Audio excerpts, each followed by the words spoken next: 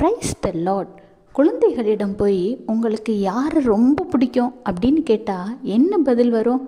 என்னோட அம்மாவை பிடிக்கும், அப்பாவை பிடிக்கும் அப்படிங்கிறது தான் முதல் பதிலாக இருக்கும்.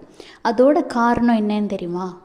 அந்த குழந்தைகளுக்கு நிறைய பேருடைய பழக்கம் இருந்தாலும், அரவணைப்பும் ஆறுதலும் இருந்தாலும், அந்த குழந்தைகளுக்கு ஒரு கஷ்டம்னு வரும் பொழுது, சில தேவைகள் வரும் பொழுது, சில பிரச்சனைகள் வரும் பொழுது, தாய் தந்தையர் தான் முதல் ஆட்களாக நின்று அந்த குழந்தைகளின் தேவைகளை நிறைவேற்றுவார்கள்.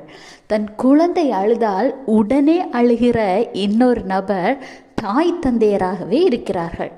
ஆனால் ஆண்டவராகிய இயேசு கிறிஸ்து தாய் தந்தையரை காட்டிலும் உங்களை அதிகமாய் நேசிக்கிறார்.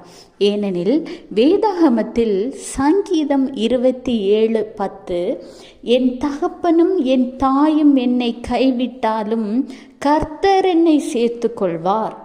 ஒரு தாய் தந்தை தன் பிள்ளைகளை ஒரு நாளும் கைவிடாதவர்கள். தாங்க கஷ்டப்பட்டா கூட, தனக்கு குடிக்க ஒன்றும் இல்லைன்னா கூட என் குழந்தை பசியாக இருக்கக்கூடாது என்று நினைப்பவர்கள் தான் தாய் தந்தையர். அப்படிப்பட்ட தாய் தந்தையர்களை உங்கள் கைவிட்டாலும் உங்களை படைத்த தேவனாகிய ஆண்டவராகிய இயேசு கிறிஸ்து உங்களை கைவிட மாட்டார். இந்த விசுவாசம் உங்களுக்குள் இருக்க வேண்டும்.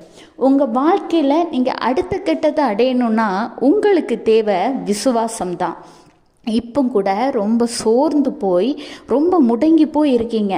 அதற்கு காரணம் என்னென்னா, இந்த விசுவாசம் உங்களுக்குள்ள இல்லை. இந்த விசுவாசம் உங்களுக்குள்ளே வந்துச்சுன்னா எல்லா காரியமும் தானே உங்கள் கை கொடி வரும்.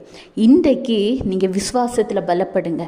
எனக்கு யார் இருக்காளோ இல்லையோ, எது நடக்குதோ நடக்கலையோ, கர்த்தர் என் கூட இருக்காரு.